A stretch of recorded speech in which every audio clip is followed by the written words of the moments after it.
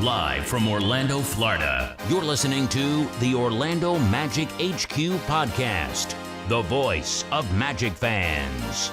Join us every week for a unique fan perspective on all of the latest Magic news and updates. The show starts now. What's up, Magic fans? Welcome back to another episode of the Orlando Magic HQ podcast, brought to you by the Believe Podcast Network and Bet Online. Today is Monday, November 20th, and yesterday the Magic just got done beating down the number one offense in the NBA, the Indiana Pacers. And in today's episode, we're going to break down the Magic, the end of the Magic road trip.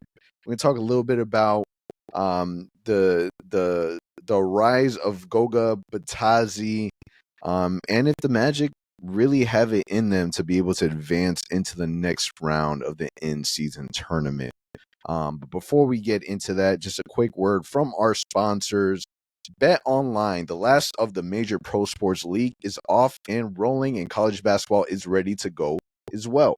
Bet Online remains your top spot for all your live betting action and contests. NFL, college football, UFC, and NHL are all in full swing. Bet Online is your number one source for wagering news, odds, trends, and predictions. All the hoops betting action along with every sport available at your fingertips with both desktop and mobile access at any time. Head to Bet Online today and remember to use our promo code BELIEVE, BLEAV, for your 50% welcome bonus on your very first deposit. Bet Online, where the game starts. So now that a lot of these NBA teams have about a solid 2 games under their belt when it comes to this in-season tournament, Al, talk to me. As it comes from a consumer perspective, do you like the in-season tournament? Do you like the amount of hype, the extra motivation behind the in-season tournament? From a viewing perspective, are you all in on it? So I think at the beginning it was kind of like, wait, like let's see it play out. Let's see what it really means. Let's see what it translates to. But now that we're heading into our first ever home in-season tournament game here tomorrow night against the Raptors, and then we got the Celtics on Friday. It's fun, man, because now there's some meaning to it. It's some meaning to these games. It's more than just a regular season game, although it is a regular season game. But I'm excited. Like, we come tomorrow and we know that if we beat Toronto, they'll be 0-2. We'll be 2-1. And then the Celtics come to town, and that'll be a massive game, because if we can win that game, then we're tied with the Celtics if they win the next game. So it's going to be exciting. I think that is what the NBA wanted, is to create some meaning into the regular season, not just a random game in November with the Raptors coming to Orlando. So it's fun. It's exciting. I'm still not a big fan of the courts. I think they overdid it, but I get the reason why. We talked about it in the last episode. They were trying to differentiate between a regular season game and an in-season tournament game. I just think you do it back to the throwback NBA Finals days when you had the big trophy in center court with the team logo. Like, do that. Like, it's a classic NBA thing to do. But like that Bulls court, man, it was painful to watch that in-season tournament game on Friday night against the Bulls. Just all the red in it. It's too much. But other than that, I do like it. It's been fun. What about you? Are you a fan of it? How is the landing on your end? Yeah, I think the in-season game is fun, man. I like the extra competition behind it. It almost feels as if it's giving everyone a playoff-like feel to these games. There is a little extra motivation in there, and I think it's been good. I think it's good for the NBA. You know, in the very beginning, when the play-in was released, a lot of people were also skeptical about it. And I think that, you know, it's going to take a little bit of adjustment. I think Steph Curry said it the best, that, you know, it's the first season that they do it, and I think that with time, they'll make tweaks and adjustments and make it even better than what it is now. So, so far, I like it. I like the fact that, you know, the Magic are somewhat doing well, right? We're ahead of Chicago, who is 0-2. Toronto, they're 0-1 at the moment.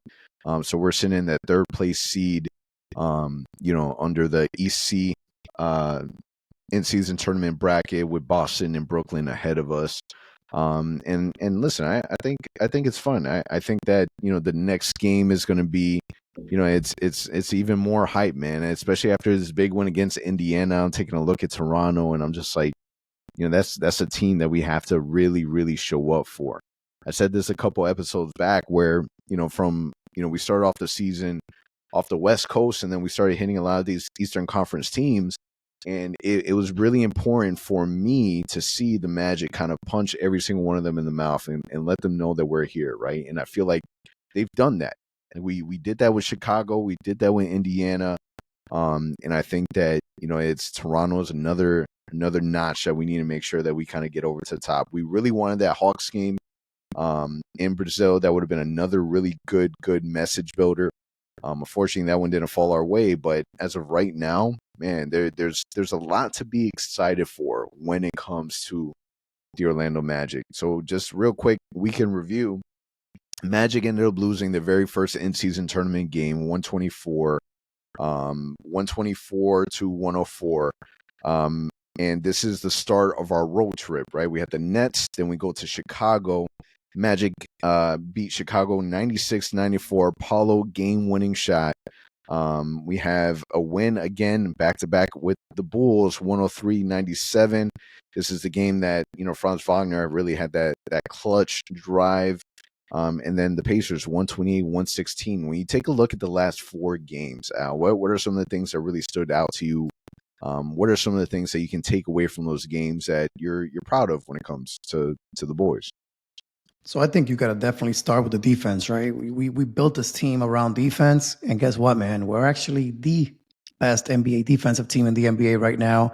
I was concerned, not gonna lie to you. I was concerned heading into Indiana because that team can score the ball really, really well. They were the number one offense heading into that game, and the Magic found a way to completely blow them out. I know the score, you look at it, 128-116. If you didn't watch the game, you might be like, wait, that's a close game. No. Go back and watch it. We beat them by 40. In my mind, we beat them by 40. That's what it was. But the reality is, man, we were in total control. We played aggressive from the get-go. The defense was unreal. And the same thing happened with the Bulls. We held them back-to-back game. At halftime, they both had the Bulls, 33 points at the half. That is crazy. That's a team that's built around offense. DeMar DeRozan, Zach LaVine, Vucevic. They couldn't score against us. And even the Nets, that was a really, really good game. And unfortunately, that fourth quarter just got away from us. We ended up losing that game. But the team has been completely impressive on the defensive end. But one takeaway from me is going to be the fact that we've actually been able to withstand big runs and close out games. Earlier in the season, even against the Hawks, that wasn't the case. We would lose the leads and we just simply completely collapsed. We couldn't score after that. Guess what? Against the Bulls, back-to-back it happened. We had huge leads. We blew those leads, unfortunately. We got to fix that. But guess what? We didn't put our heads down. We came right back. We scored. We played defense, and we won those games. So that to me was impressive. The fact that we're learning how to win those tough games, mostly has said it, the players have said it. We got to go through the struggles and the pain before we become good at it. And guess what? It seems like they're figuring out when the game's on the line, who do we go to? Paolo, Franz, who's the guy that has a hot hand? They're finding that out. So that to me was impressive. What about you? Looking back at this road trip, impressive, by the way. I think we both called it 3-1. It happened. How does it feel to actually be here today knowing that we did that and we're now going back home 8-5? Yeah, I mean, it's super impressive, man. You talk about a team that really struggled last season. Health was obviously a big deal, a big cost for it, but this is a team that has always believed in themselves. So the fact that we're now starting to really see, from a record standpoint, that they should get some of the recognition that they're getting. Still very small sample size, but right now the Magic are tied for the 5th place in the Eastern Conference. You play against a team in Indiana Pacers who were holding the 4th seed, number 1 offense in the NBA, and you really come out in Indiana, and from the very beginning, you are putting your force, your weight on them. You are challenging them, and I think that everyone's watching that game, and people are thinking, this is obviously offense versus defense. Like, this is the number one topic when it comes to basketball. Like, what is most important? You have so many coaches they have so many different, coaching philosophies. Some that believe defense comes first, some that will believe offense comes first. And I think that, although it was just one game, the Magic had the offense to really back it up, and it was fun to watch. Yeah, man, it's definitely been really, really fun to watch. Again, the defensive mindset of this team right now is really at an all-time high. We've known that Coach Moss mostly has said it always. We are a defensive-minded team. We're finally seeing that come to life. And I mean, you watch Jalen Suggs, you watch J.I., they're completely locked down right now. But let me ask you about two other guys that to me have played a major role since Wendell went down and Markelle Fultz went down. Anthony Black, Goga Bitadze. What are your thoughts on how they fit in the starting lineup and what they've done so far in the last 7 games? Yeah, I mean to kind of start off with who I think has been really the most impactful is Goga. I think that Wendell going down was definitely a big hit.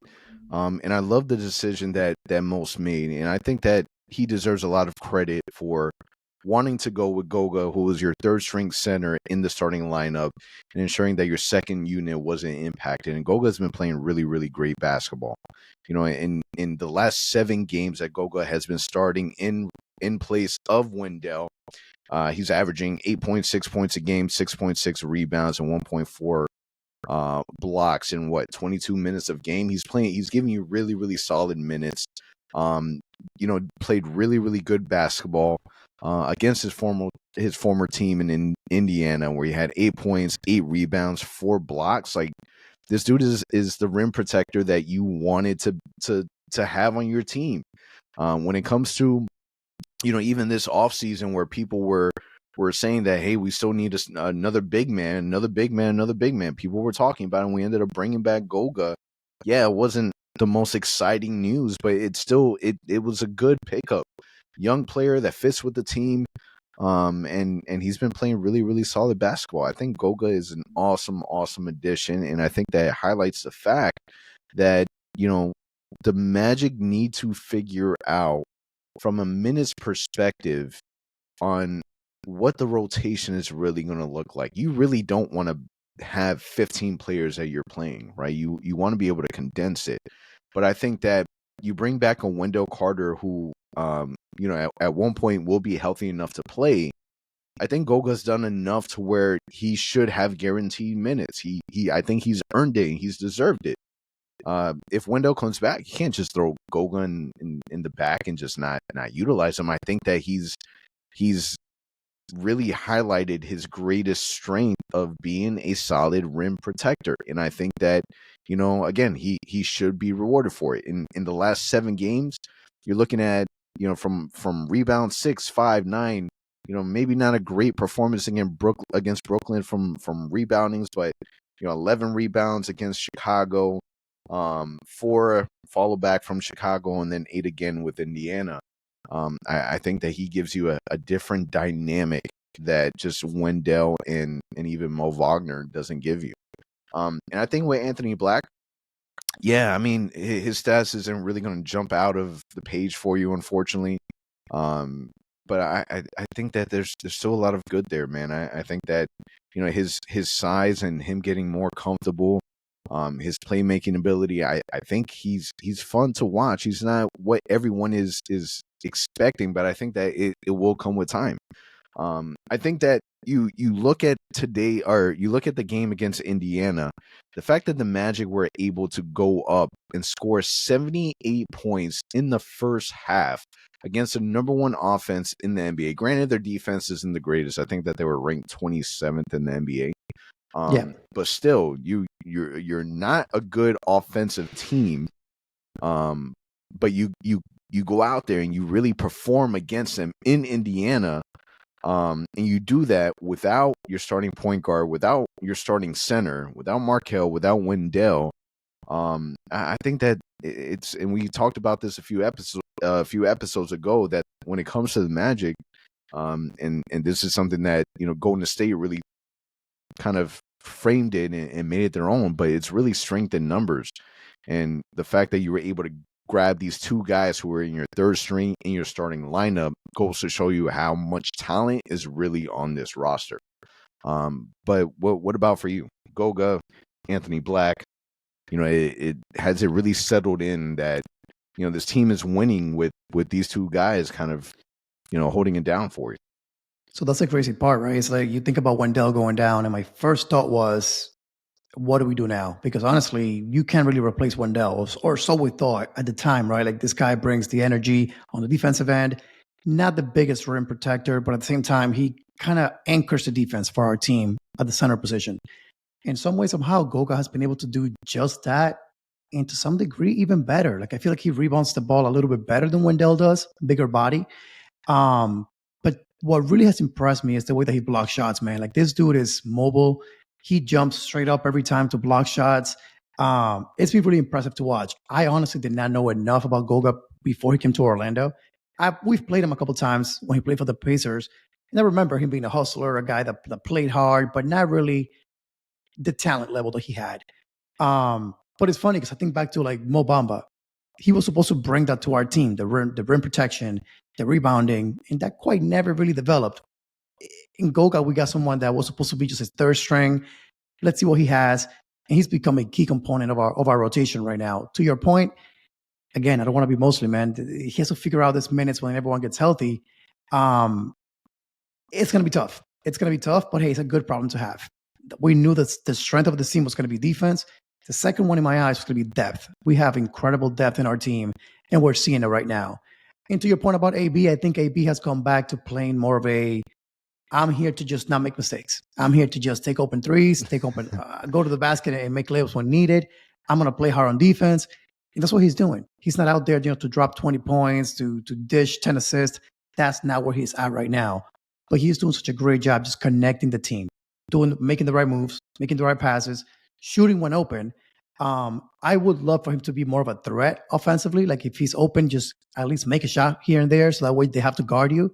Because I do think at times, if help's going to come to Paolo, it's coming from AB's defender because they know that he's not going to be aggressive.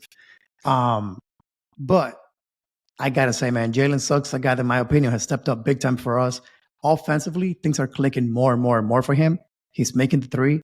But we talked about it last episode too. When he goes to the basket, man, like he's aggressive off a made basket. He's getting the ball and going 100 miles per hour and getting that cheap layup and that easy layup. It opens up our offense so much. So I think Jalen Suggs to me is a key component also to what we're doing and becoming this much improved team. If Jalen can continue that, just think about those two drafts, man. The 2021, 2022 draft for us, Paolo, Franz, and Suggs.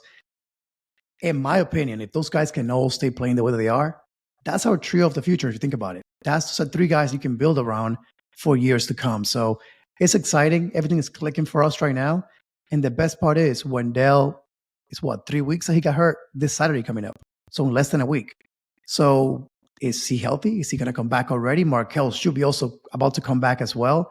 So we might be coming back home, 6-game homestand, and also get some healthy bodies coming back. So it's going to get really, really fun here entering December.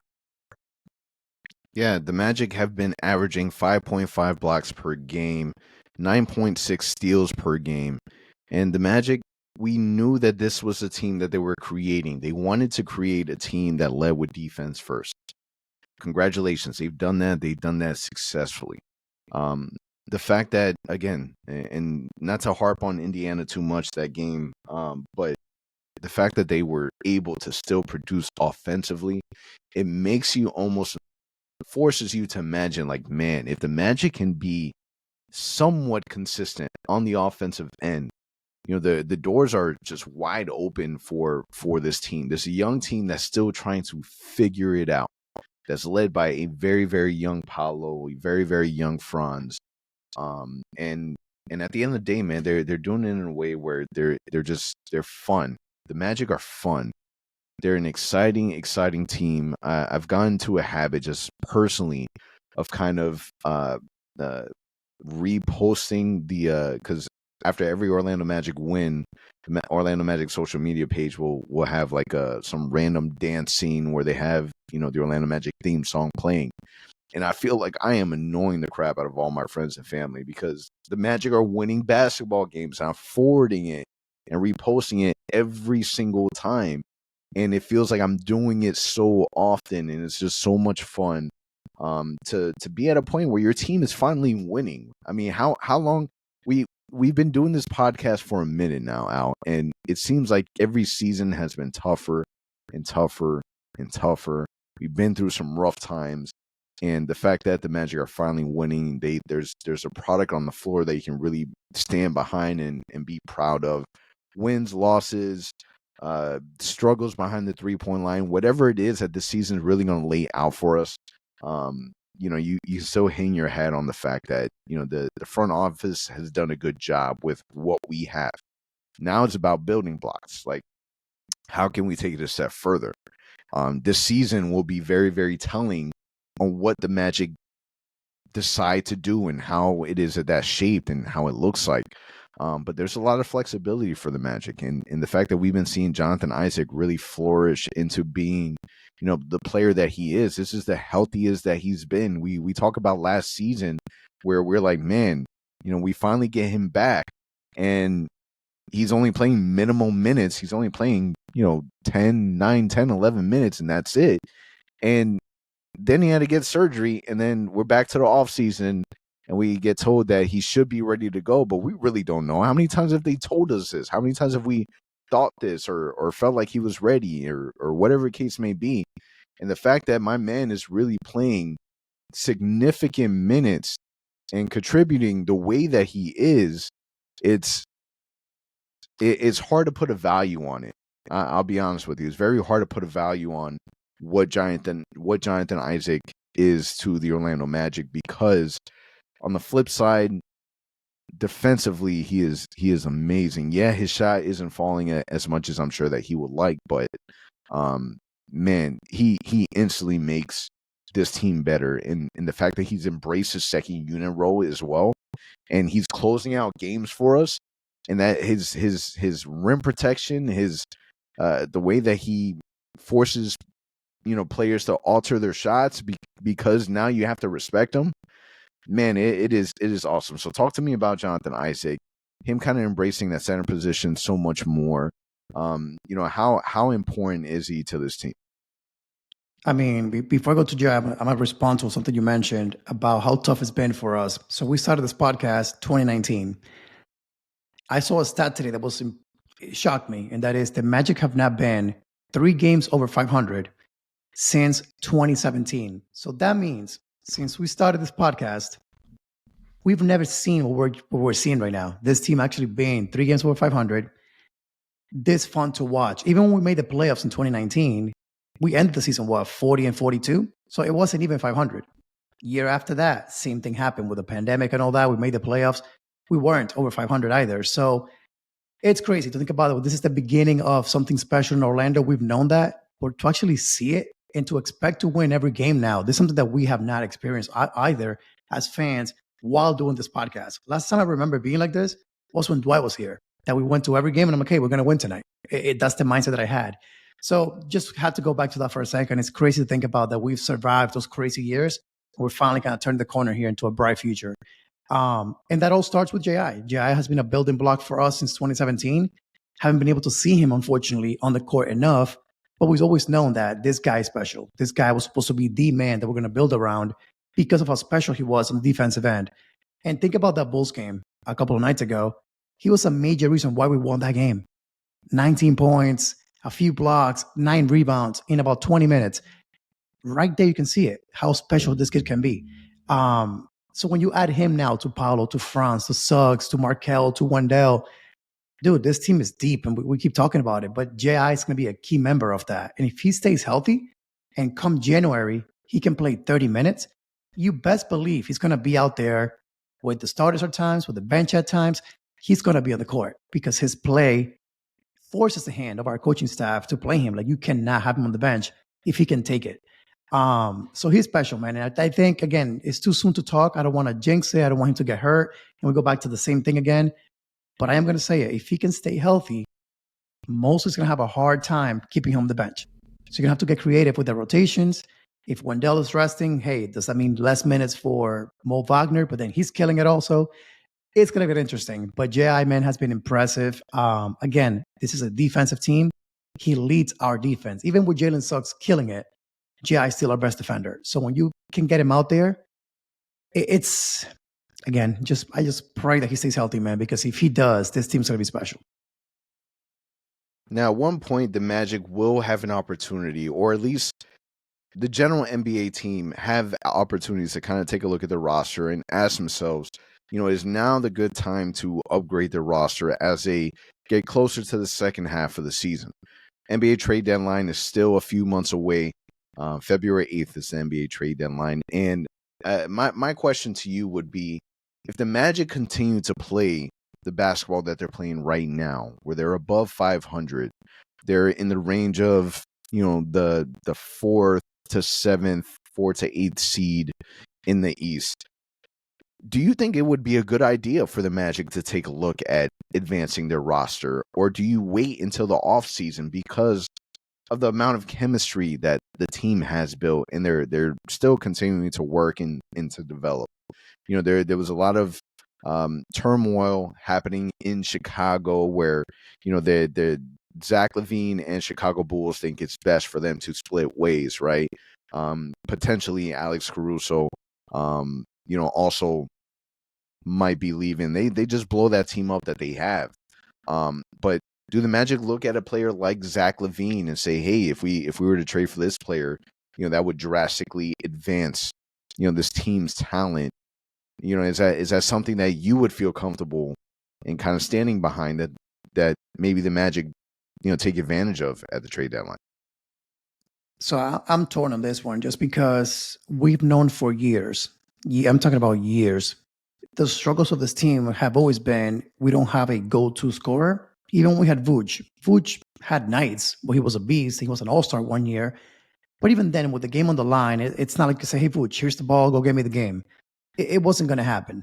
So Zach LaVine gives you that. And if you don't believe me, just watch the past 2 games in which we played in Chicago, and he would just go on these crazy runs in the fourth quarter and bring them from 12 down to down 1 in a matter of 2 minutes. That's what he can do. That's his specialty. I don't think he's a dunker anymore. I don't think he's a guy that can drive to the basket and dunk on people all game long. That's not his game anymore because of injuries. So I'm torn just because he could definitely be a guy that could come to Orlando, be a third, second option, and make a huge difference in our team. But the issue is the contract. The issue is the health. Do you take a gamble and bring him to Orlando knowing that that's such a big contract that you're going to have to pay for when you're also going to have to pay Paolo in France in a couple of years? So I'm torn, to be honest, with this decision. But if you call the Bulls and the package they want is nothing crazy, and by that I mean, I think I posted this a couple of days ago on my Twitter. Some liked it, some didn't. And give me your reaction. If I were to tell you, hey, Anthony, the Magic, I call you in the middle of the night. Hey, man, you saw Woj tweets? The Magic traded Gary Harris, Markelle Fultz, and 2 picks for Zach LaVine. What would your reaction be immediately if that were to happen? Yeah, I mean, how would you not be excited? I don't think that there's anyone that wouldn't be excited, right? Yeah, contract is an issue. He just signed his contract last season. He's set to make $40 million this year, $43 million the following, $45 million the following, $48 million the following after that. So you have him under contract until 2027. Again, yeah, this is a player that has struggled with injuries. Would I be against it? No, I wouldn't be against it. Am I sitting here telling you right now that yes, 100% go after him? No, I'm not doing that either. Zach LaVine, I don't know, man. I feel like there hasn't been a moment where he has been successful as the lead guy in Minnesota. I mean, maybe you wouldn't consider him the lead guy in Minnesota, but he's still your primary offensive weapon, right? And then Chicago comes around.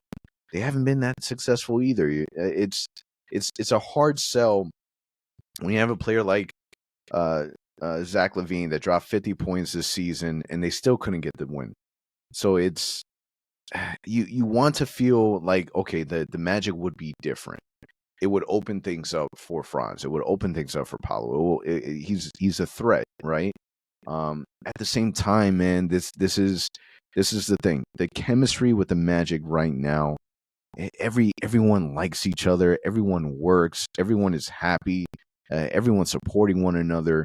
all it takes is for one person. This doesn't just go for the Magic. This goes from career work wise.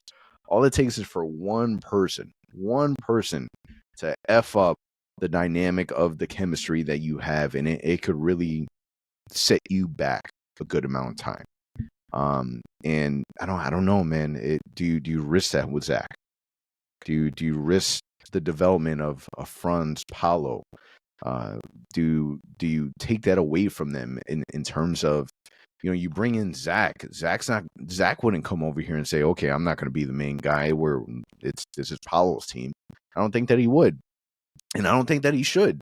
He's good enough to where, we're not a team that has won the past few years. Why would he think otherwise? Now, you did mention that there are teams that he wants to play for.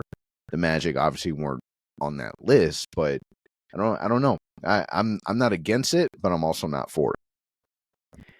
Yeah, man, I'm torn myself. I think we've needed a 20-point scorer. We've needed an outside shooting threat for many, many years. Zach LaVine would definitely give us that.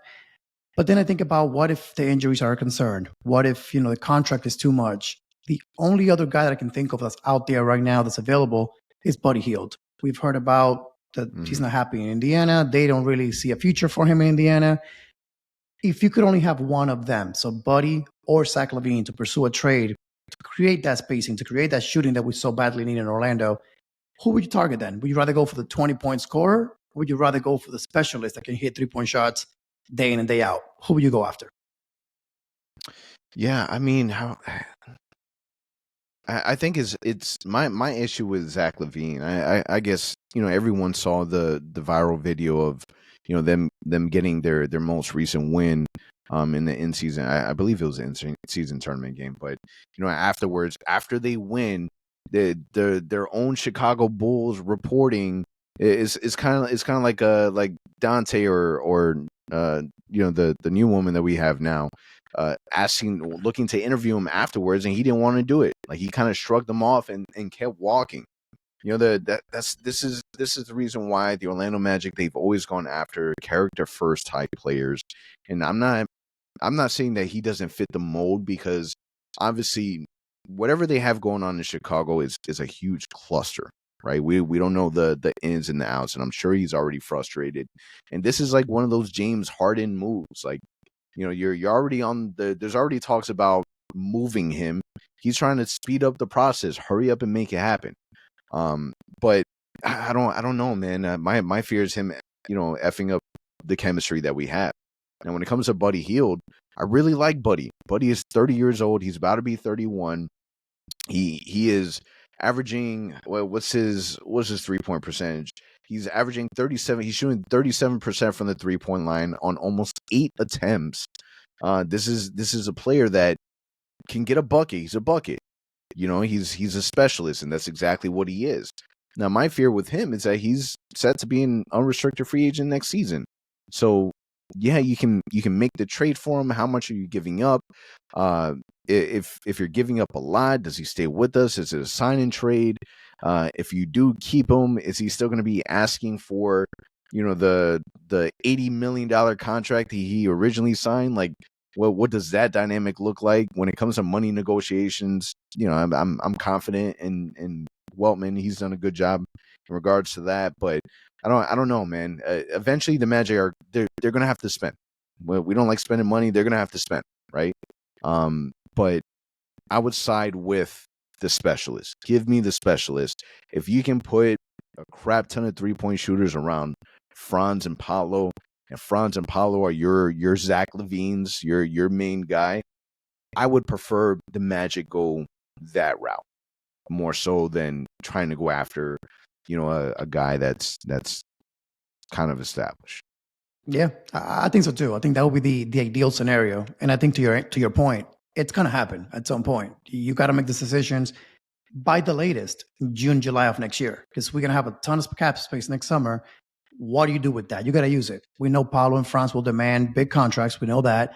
But between now and then, it's the Markelle question. It's the JI question. It's the shooting question. So there's some questions we got to answer between now and July of next year.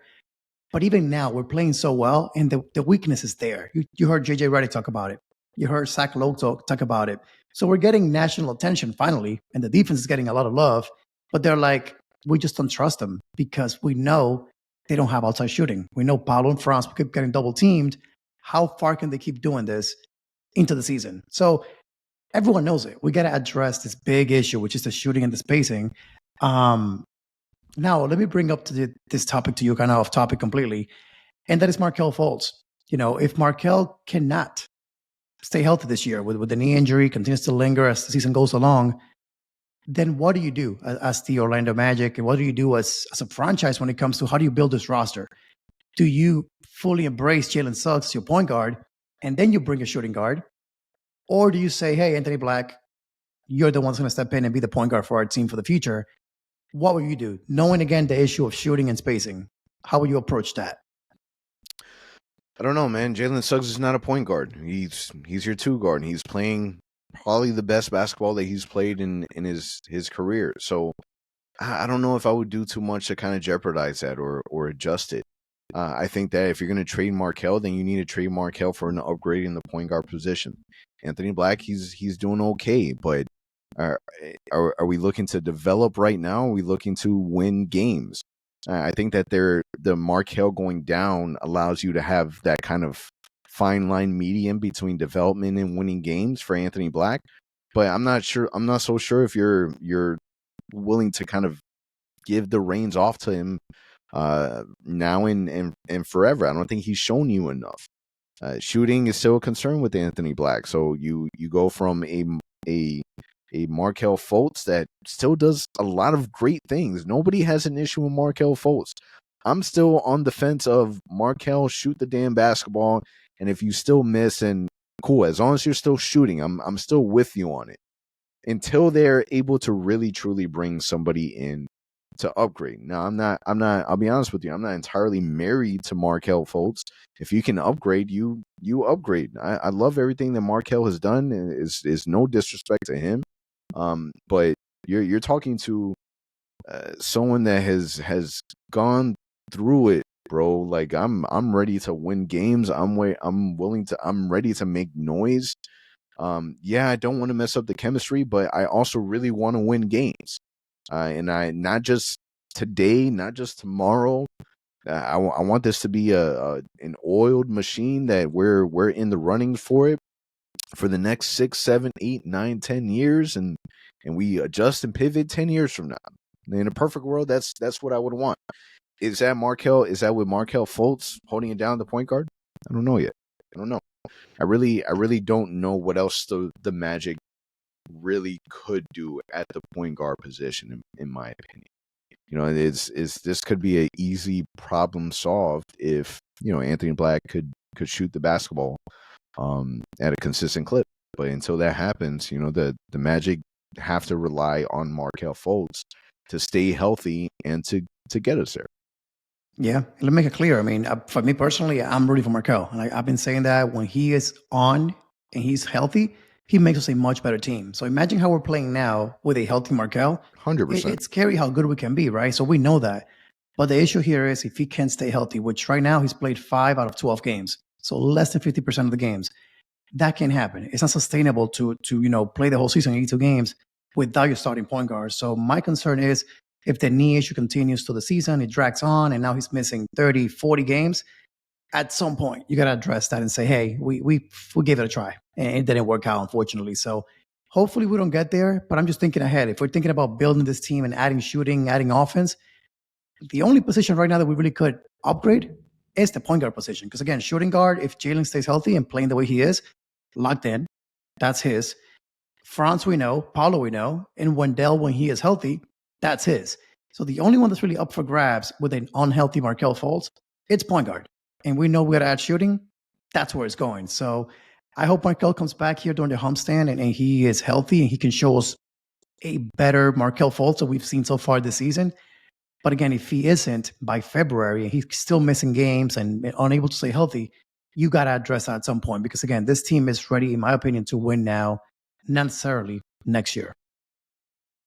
Yeah, and let's be honest a bit. I'm not a doctor, but tendonitis sucks. Like it is a terrible, terrible pain. Yep. And it's not something that just goes away. Like I believe that this is something that he's just gonna have lingering, throughout the season.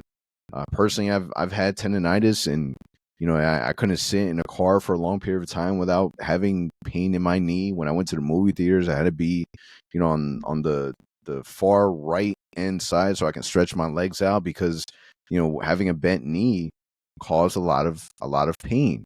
And overusage does not help with that. So I don't know, man. It's injury is definitely a concern with Markelle Fultz. Can he stay healthy?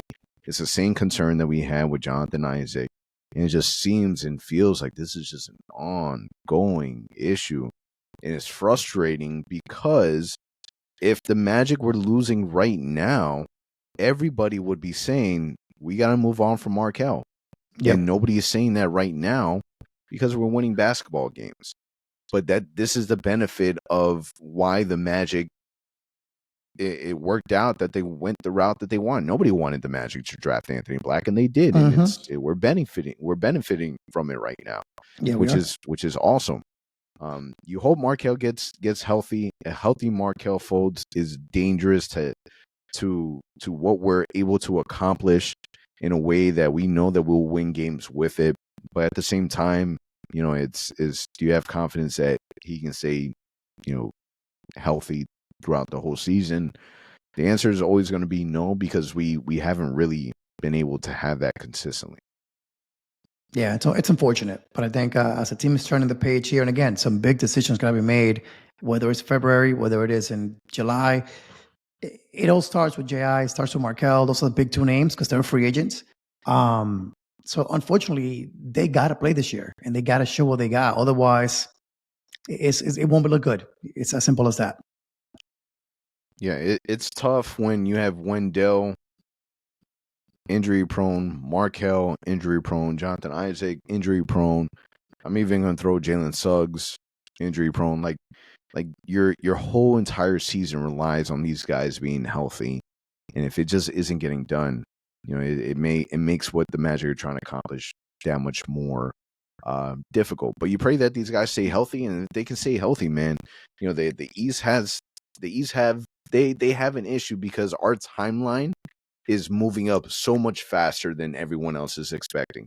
And the Magic become the dark horse where you really don't want to see us when it's going to count because our size becomes our advantage. The fact that we're really good defensively becomes our advantage. And on nights like the Indiana game where we are able to score the basketball, Scary. Offensively really, really well, we're a nightmare. Scary. And I think, again, it kind of starts with Jalen Suggs, man. Like if Suggs can hit those threes and can hit a couple jump shots here and there, opens the floor up for everyone else.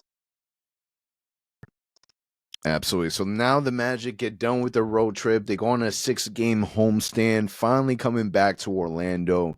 We face off against the Toronto Raptors in our next in-season tournament game on Tuesday. The Magic will reveal finally our in-season tournament court. And then we got Wednesday, so that'll be a back-to-back against the defending champions, the Denver Nuggets. Friday against the Celtics, and then Sunday against the Hornets. So really, really tough homestand. Raptors a great basketball team. Nuggets, Celtics will be tough, and then the Hornets, they're the Hornets. So in terms of prediction, the Magic go 3-1 on their road trip. What are your predictions for these next 4 games? I'm gonna shoot for. Hey, we're home. I'm gonna shoot for 2-2. I think if we can at least go 500, I'll be really happy. Just because I gotta be honest, man, it's a tough schedule. Let's be realistic. Ideally, we beat the Raptors, we beat the Celtics. That would be amazing. That way, we kind of win the tournament games, and we hopefully can advance. More realistically, I think it would be we beat the Raptors, we might beat the Hornets. That's kind of what I'm thinking. But you never know, man. The Magic can surprise us any given night. But my prediction's 2-2 this week. What about you? Yeah, I think 2-2 also, but obviously you want to win the in-season games. But for me, I have the Nuggets circled. I think that would be a really good another game where you can send a message. Magic being the defending champs, and then also every time we play Aaron Gordon, I don't know, man. I feel like he has a like a smug attitude. I don't know. I don't know. There's something about Aaron Gordon that really switched the tone for me. Yeah. That I hope we get a win against him. Don't forget, they don't have Murray right now. So since they don't have Murray, that's a huge guy they're missing. You never know. Okay, if you can play hard, you can compete, push a tempo, you might be okay. Goga, enough of a big body to throw at Jokic, never enough. It's the MVP of the league, so it's going to be tough. I'm sorry, it's Embiid the MVP, but in my eyes, it's Jokic. That's the reality. But to your point, the Nuggets a game that might be tricky. That Celtics game at 2:30, the day after Thanksgiving, that's a weird one too. That I'm like, if you can catch him and fast break and kind of push the tempo a little bit, you might beat them. So it's going to be a fun week for sure of hoops here at Amway Center. Yeah, so make sure that if you're working Friday on Black Friday, make sure that you schedule your lunches right. Very, very early tip off. And we got some good basketball on the way. I appreciate everyone for listening. It is a wrap. Orlando Magic HQ presented by Bet Online. Catch you guys next week. For all the latest Magic news and updates, visit OrlandoMagicHQ.com and follow us on Instagram at Orlando Magic HQ and on Twitter at OMagicHQ. Also, remember to subscribe to our YouTube channel and subscribe and leave a 5-star review on your favorite listening platform.